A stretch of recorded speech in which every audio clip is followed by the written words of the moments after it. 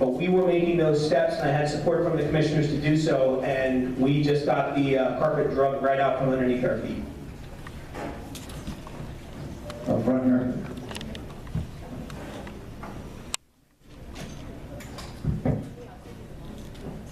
Good evening. What's your position against standing up to the federal government? If the federal government makes you do something that's unconstitutional, how do you feel about standing up for the people of Berks County against the federal government? With some of the groups I've been talking to and learning the Constitution of Pennsylvania and the United States, I believe is posse comitatus, if I said that right. That means the government shall not interfere and come in and do anything to the people of the county in which you live in. And I sincerely believe in that. Said this before, I'll say it again, actions speak louder than words. I was one of the first sheriffs in Pennsylvania to stand up to the Obama administration on the gun issue. We had several sheriffs follow throughout the Commonwealth of Pennsylvania. You can go to the website and see, I think we had, out of the 67 counties, over 30 of them. I was one of the first. Other questions?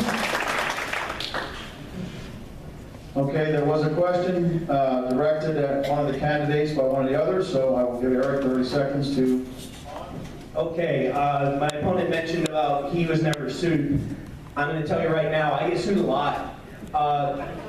It comes with the job, and I'm happy with the county commissioners on the stance they take because they fight those lawsuits. One of the litigations we had was a defendant who we were transporting from Berks County to Chester County who said that the heat wasn't on high enough in the back of our transport van and he got frostbite on his foot. Now, no lie, we went to court. Federal court now in town, we had 2 deputies tied up there for a week. He had 2 attorneys and an expert witness, medical doctor from Boston come in. The jury deliberated for 45 minutes and ate lunch and came back and said absolutely no wrongdoing from the sheriff. My opponent last time was saying as sheriff he would never get sued. That's a bunch of crap, I'm telling you right now. Between the prison and the sheriff's office, we're probably going to get sued more than anybody, and unfortunately, we're all paying for that lawsuit and their attorneys to do so.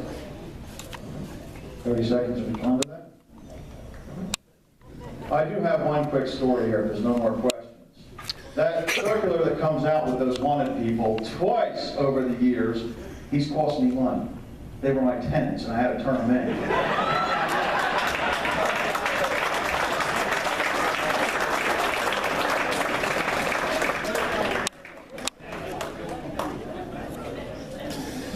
Okay.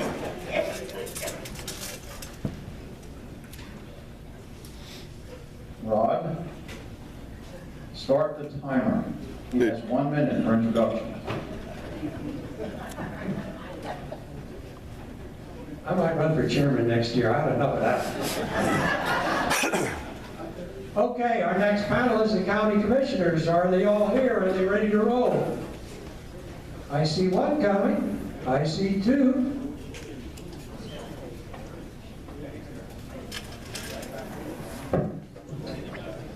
We have Evan Barnhart.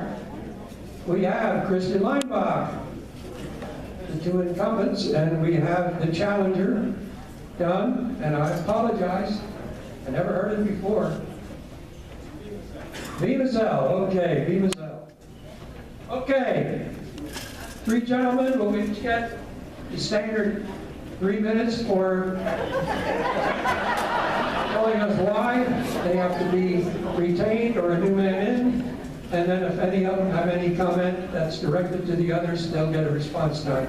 So, why don't we start, go ahead with Kevin right there. Good evening and thank you to the Berks Patriots for this fine outpouring prior to Election Day. I am Kevin Barnhart, I'm your county commissioner, and I'm proud to serve as the vice chair of the board and also the chair of the prison board for the last 7 years. Why do I bring that up? Because I serve on the board as a minority commissioner. I'm the Democrat with 2 Republicans. I think that speaks volumes about my service and my commitment to the county. Over the last 7 years that we've been involved in the budget process, we have lowered county taxes. The total county budget, $14 million. The previous 12 years, they were going up $20 million a year, over double in a 12-year period of time. We've been able to lower them $14 million. Why do I say that? Because property tax hurts us all. We have control over the county tax burden. And what we're trying to do is bring in as much commercial development as possible. It's not the burden of the residential property owners anymore. We need to bring in commercial development. I work earnestly and hard with site selectors, with developers to try to locate good paying, good benefit jobs here in Berks County. I want to continue to do that. When I come into work every morning, I put in a full day.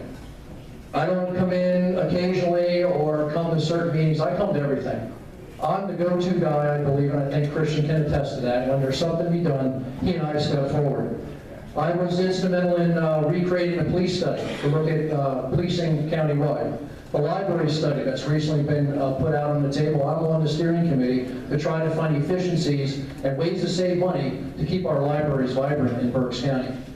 Bridges, we now have 59 bridges, and Anita Burkhardt can attest to the fact that we removed one right near her house. We're eliminating several bridges to save future counties' budgets a significant amount of money.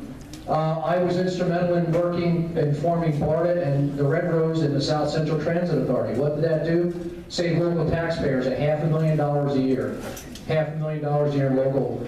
We also have a blighted property review committee, which I'm on and I serve. We are doing similar to what the city has been doing for a number of years, is taking possession of blighted properties, clearing the site, and then making them available for people to purchase so they can put up good, affordable homes. I am a law and order type person. I served for 9 years as mayor in the borough of West Reading, being the civilian head of a 13-man police force. I was instrumental in helping to put the 911 system out for the safety of our first responders. There were many communities where we had difficulty locating towers, but I saw to it that happened. So I just want to say that I'm going a little bit longer about my law enforcement background, but my son is a deputy sheriff, serves proudly with Eric Wiegneck, and I just want to say that I'm endorsed by John Adams and FOP Local 71, so I think that says a lot about my service to the community. Thank you and God bless.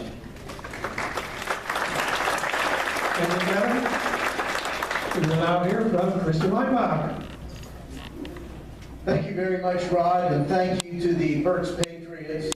It's always a privilege to be able to be with people that care enough about their government to organize and make sure that they're able to get the word out on a variety of issues. I want to touch very briefly on 3 very important issues.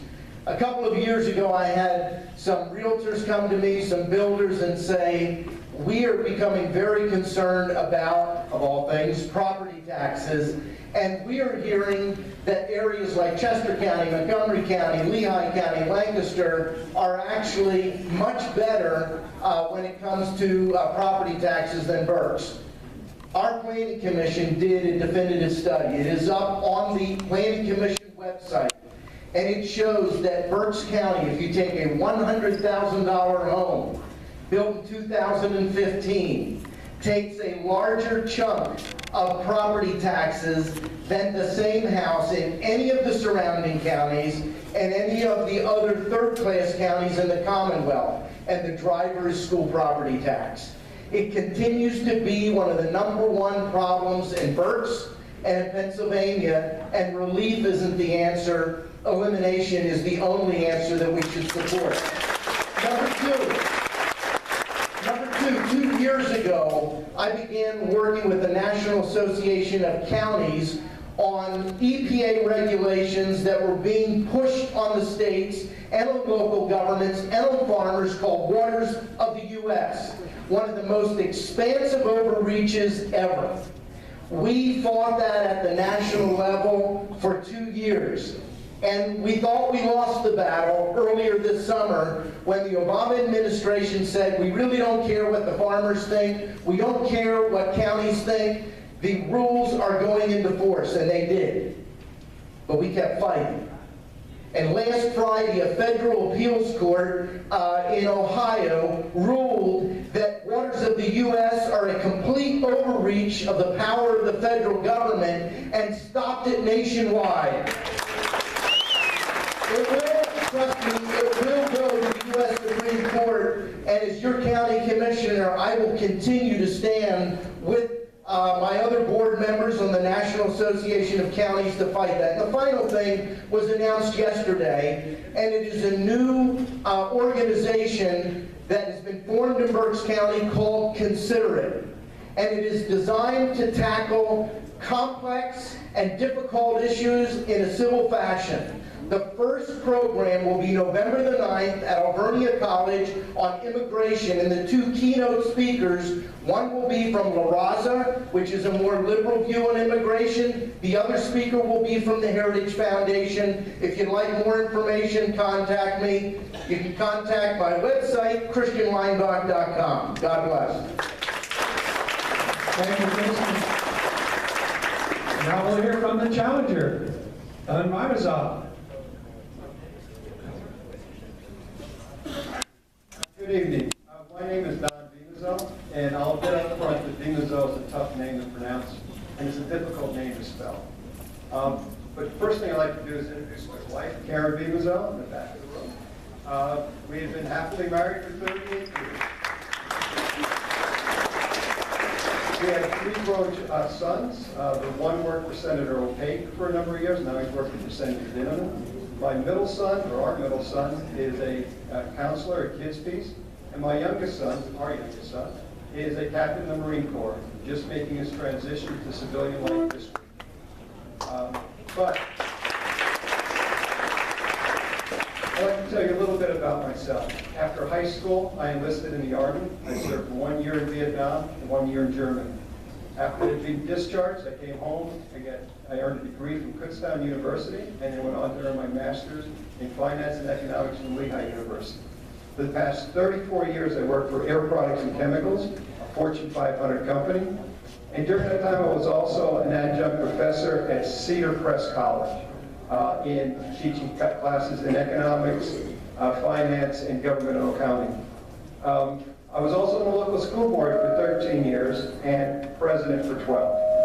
I'm running for county commissioner because I believe, like most voters, that Berks County has fallen behind when we compare ourselves to our surrounding counties. I believe that is the best way to indicate how our county commissioners have done over the last 8 years and sometimes 20 years. The bottom line, I think voters feel that Berks County can no longer stand up to other counties. I remember a time when we could stand toe-to-toe with our other counties. But I've heard from a number of people around the area that we can no longer do that. And quite frankly, it's not us. It's not our fault. I believe strongly that Berks County has some of the most generous, and hardworking people that I have ever known. No, it's not us. It's not the communities. It's not because of us. It's because of what the county commissioners have done over the past. I'm also running for county commissioner because I do not believe the county commissioner position should be one that someone holds for life and then retires and gets a lifelong pension. I do not believe that the county commissioner should participate in the county pension program, and I strongly believe that we should not serve more than 2 terms. What I'm asking from everyone out here is you have 2 votes for county commissioner. I would like one of those votes for me. And the reason for that is I'll bring fresh, new ideas to what they've been looking at together for the last 8 years. Why do I think my suggestions are valid? It's because that's what I've been doing for the last 34 years. I have a financial background, and I'm almost out of time. I have a financial background and an MBA. And so when you vote, I'd like you to think of B for voting and B for being so. Thank you.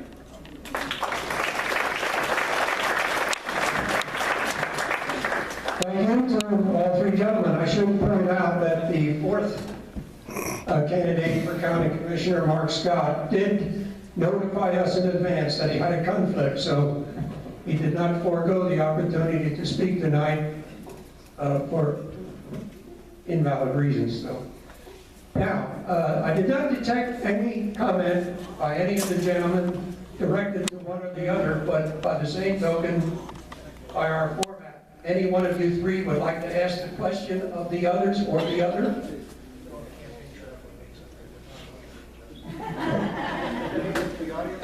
Well, that's my next. Okay, we're going to the audience. There have got to be questions for our county commissioners. They run the show here. And there goes this microphone. Hello, this is to Mr. Leinbach. You spoke about the taxes from the school district. What effect could you have on the school board and the selection of the people who serve on the school board? For example, in Kutztown, out of all the people serving on the board, only one is not a teacher. So it seems to be self-fulfilling here that I'm going to negotiate my own contract and still be in the union, and it's a lose-lose from my perspective as a taxpayer, because they just vote whatever they want to vote. We have no input as to whether that budget that they're passing should be passed.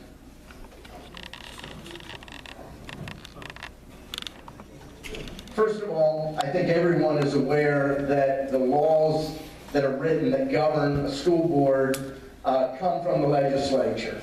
That doesn't mean that as an elected official, we cannot impact those laws. I mentioned Waters of the U.S. That's federal. That's not local. I can't vote for or against. But I believe in the principle that Teddy Roosevelt put forward of the bully pulpit. You have a statutory role, but you have a position where you can influence to stand up for legislation that is good and stand against things that are bad. That's why I'm actively supporting property tax elimination, and I do believe there are changes that need to occur relative to the conflict of interest that occurs not just on school boards. It occurs in a number of different areas, and we can, while we don't have a vote, we can stand up for what we believe is necessary for truly transparent government.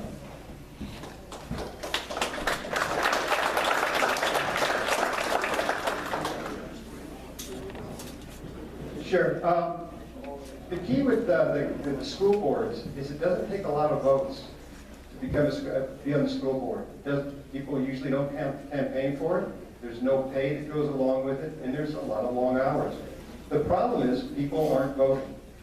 The number of votes you need for a school board, it's like 100. A group like this could put anyone they wanted to on the school board if they wanted to. So I think that if that's the case, and this you're talking about, that they're all related or they're all teachers, then that's a reflection of the rest of the community. I mean, all you have to do is get out and vote. It's not a big campaign. And believe me, most people after they're on it for one term, they don't want to do it again.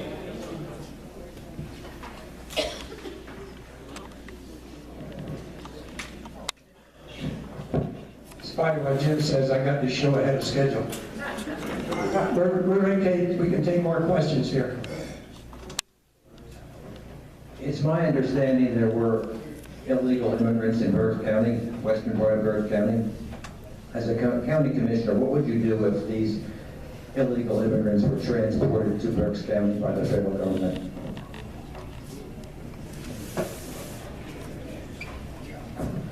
Want to rephrase that? For the four of us up there, would you rephrase that question? It's my understanding that there are illegal immigrants in Berks County. As a county commissioner, what would you do about illegal immigrants transported by the federal government to Berks County? There are absolutely, no doubt, no question that there are illegal immigrants in Berks County. It's one of the reasons that the Berks County Residential Center, you hear everybody talk about the Berks County Residential Center. It's a detention center for people who are here illegally that are claiming asylum. A significant percentage of those end up being deported. But what most people don't talk about, and I heard Kevin discuss this, the other tenet there in the federal government is Homeland Security. It is up to the benefit of this community to have that facility here because they are able to more quickly deal with issues of illegal aliens. Actually, when we renovated the Berksheim Annex, we included extra space, so the enforcement team from Allentown came down, and now the Allentown enforcement officers are located in Berks County.